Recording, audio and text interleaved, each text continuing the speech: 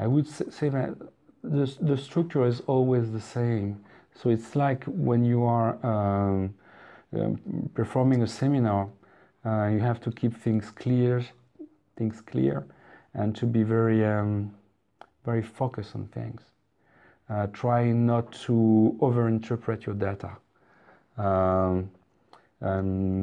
Be simple in your syntax, in your English also. What I learned in a writing course, it's something very useful. So always you have this structure of paragraphs, and this actually makes your life way easier, or maybe not, and depends on everyone.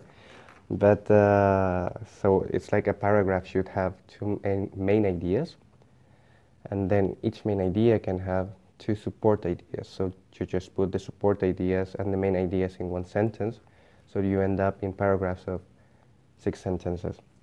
And that makes it easier and actually more clear for the reader, because then you're not jumping from one side to another, you're just very concise, but also everything is more linked and it's more directly accessible. Well, for me, writing can be quite challenging because it depends on inspiration as well. But I would always say that when you are in this writing part only, to at least set up a goal. I at least have to write a page per day or something like that. Even if it's not good enough and you have to rewrite and polish a bit afterwards, I think you always have to set up a goal, otherwise you won't meet your deadlines. I'm trying to learn from my supervisors and co-authors. So when you receive feedback, I don't simply clear the manuscript, because then it doesn't make sense. You don't learn anything from that. But for example, I started my phrasal bank which is based on all comments from my co-authors. So I just copy-paste them and then I can use them for the future. Or I always keep the version with all the comments. Because if you do research, some articles, they are not the same, but they are similar. So just not to make the same mistake over and over again, like the way you present data or the way you structure your results and so on. So at least this is what you can do and this is how you can learn. So I would definitely keep one version with all the comments of other co-authors, because this is the way you can proceed and stop making the same mistakes.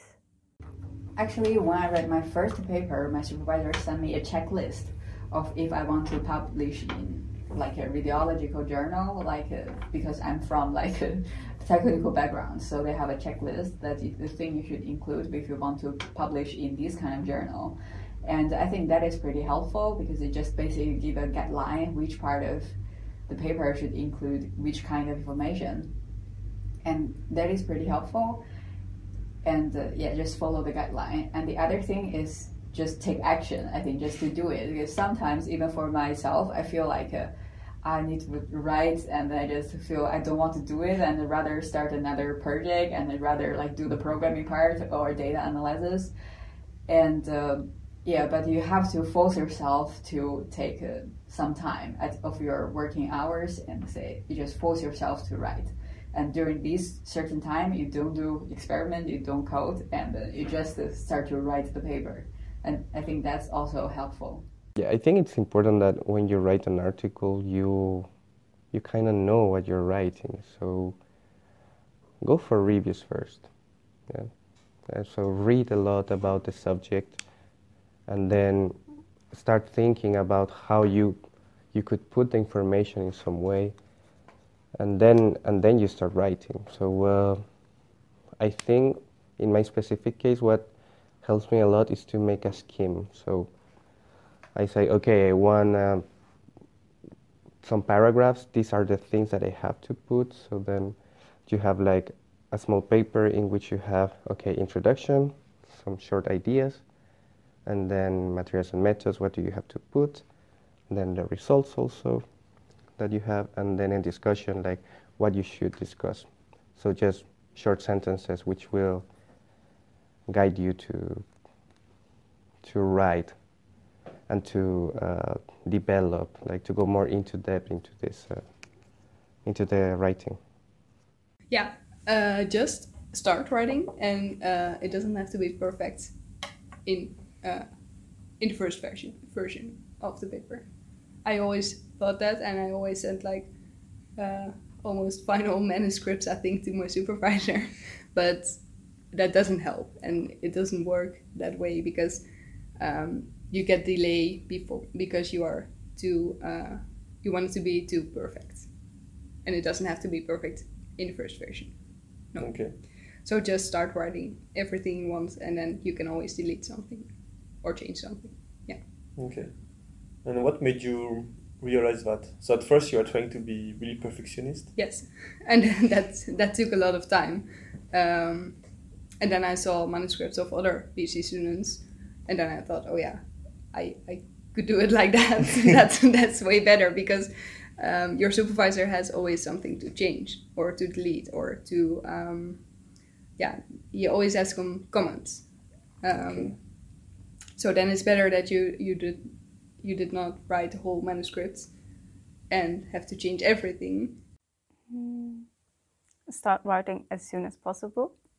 As soon as you know the direction of your article, you're very well able to read articles, to perhaps write the introduction already. If you write your code for analysis, for instance, if you code in R, do a massive amount of comments, because by that way you will be writing becomes very easy as soon as you do the write-up, because you know all the steps you undertook, you know all the pre-processing, the assumptions you checked, and you can do the methods very soon after you started, and then you can leave the results in discussion for later. Just start as soon as possible. Have something to... Well, I just wanted to say that it's also not an option to staring at the blank page on your computer. Like, it's always better to at least make some notes, whatever is in your mind, and come back to that later. But the beginning is always difficult. Mm-hmm. So I would just keep on writing. So you'd say like to move from the blank page is to start writing? Yes. Even if it's even if it's not a good English, or even if it's not structured nicely, just make some notes, write some summary, add some references which will be important. And also, what I think is important, that you are writing the manuscript, so you know what's going on, you know what you wanted to say. But it's not always the case. So if you give the same manuscript to somebody else, it may not be clear. So it's also important to ask other co-authors to give a feedback on how clear the manuscript is, because that's the most important part, if the message is clear. Okay. But when I do, like, when I was writing my manuscript, I also feel the unwillingness, like just I don't want to do the writing. But if I say, okay, these have to be done before this Friday, and then like I have to do it 1 hour per day, then I will just do it. And during that time, I say, oh, this is the thing I have to do, and I have to finish before Friday. I just set a deal for myself, then it will push myself to start writing. Okay. Yeah. And how hard do you ask from yourself before the deadline? So it's like you said, for example, on Friday you have a deadline, you want to finish it. So it's a self-given deadline. Yes. Right? Yes. How much is it like intense 1 hour? Or like do you have like difficult things to reach? Or how do you define that? I don't have any difficulties on doing that, because because I also know the reason or the motivation for me to finish writing, because like in like this kind of computer science and the medical combined, like multidisciplinary domain, the publication just goes very fast. And if you are slow, then probably the project you are doing right now can be published by another group. Like this kind of risk you also need to take into consideration. So I also know I have to finish this like as soon as possible. And but it's better to have a specific date. And then I was just trying to reach that date. Yeah, this is quite a broad question, because with writing itself, every university it organizes a course called Publication in English or something similar. For example, in the RU, that's University of Groningen, you always have a Publication in English course. So if students apply to this PhD here, my advice would be to already take this course in the first year of PhD. I would advise to maybe to go with, I don't know if there are training for that, but maybe a training would be good for that, for a young student. If you have the opportunity during your PhD to follow that kind of things, a training to how to write a paper, it would be great. I took part in 2 courses, and I think that it's really important to start from a course, because then somebody gives you very basic tips. So you are not making like very basic mistakes, which is important. So if I go back to start the PhD again, I think I would first take the course that provided by the Graduate School of Medicine, because they really introduce you how to write in biology and how to write in like a medical perspective. And also they introduce you the difference of like words and this kind of terminology that you should use in academic writing. I think that is pretty helpful. Okay. Yeah.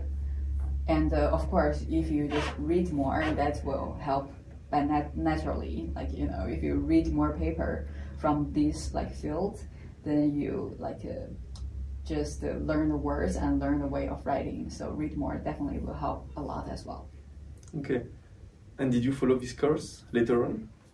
Yes, I'm actually a little bit late because I'm following it right now, and I find it's pretty helpful. But actually, it's already my 3rd year. I've already have 3 publications. So, like, yeah, I wish I would have it earlier in my 1st year. Okay, because if you would have followed it before, you think you would have maybe written better quality papers or maybe faster? Yeah. I think it will be like a better quality, or just it saves my supervisor a lot of effort to modify the paper I write. Okay. Yeah. Okay, so you would say learn how to write, yeah, and read a lot good quality papers. So then you can kind of get the idea of what it is, something well written. Yeah, that's true. But Okay. if I would do it myself again, I would definitely learn it first, because like academia paper, especially in specific field, they always have their own structure and they always have their own ways to say things. And if you know that first, and it's much easier to get the focus, you get the correct things to read in when you read a paper. Because when you have no idea how this paper is structured, it can take you a lot of time to just read it by word and line by line. But when you already have an idea of how this paper is structured and how they should write the thing and what kind of terminology they should use, then it's much easier to read as well. Okay.